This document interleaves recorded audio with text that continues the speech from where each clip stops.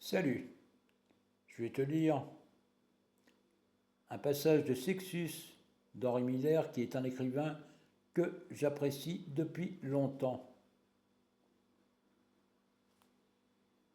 Aux éditions Le Livre de Poche. Sheridan était un être parfaitement candide. Né dans un milieu qui était la pureté même, il avait reçu juste ce qu'il lui fallait d'instruction, c'est-à-dire très peu, et sa seule ambition était d'être ce qu'il était. Un brave et simple individu moyen, prenant la vie comme elle venait, un type comme on en trouvait un sur 1 million, au train où allait mon expérience de la nature humaine. Je lui demandai comment se portait son métier d'instructeur. Il me dit que c'était décourageant. Il était déçu.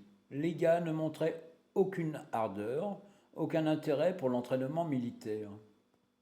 Je n'ai jamais vu une bande de gars pareils, monsieur Miller, de ma vie. Ils n'ont aucun sens de l'honneur. J'éclatais de rire. Aucun sens de l'honneur, fichtre. Vous n'avez donc pas appris que vous avez affaire à la lie de ce club, Sheridan, lui dis-je. Et puis, si vous croyez que les jeunes types naissent avec le sens de l'honneur, ceux de la grande ville surtout, ces gars sont des gangsters en herbe. Vous n'êtes jamais allé à l'hôtel de ville dans les bureaux du maire? Vous n'avez jamais vu la bande qui traîne de ce côté-là? Vous y verriez ce que donnent vos gars une fois adultes. Si on les fourrait derrière les barreaux, on serait incapable de les distinguer des vrais forçats. Toute cette bon Dieu de ville n'est qu'un ramassis de fripouilles et de gangsters. C'est ça qu'on appelle une grande ville, un endroit où on fait l'élevage du crime.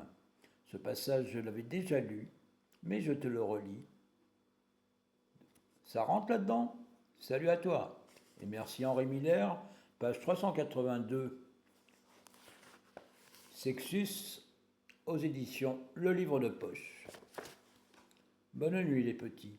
C'était l'histoire de la nuit. Marc et Henri Miller. Son écrivain, pas préféré, mais un écrivain qui a bien galéré. Je t'embrasse.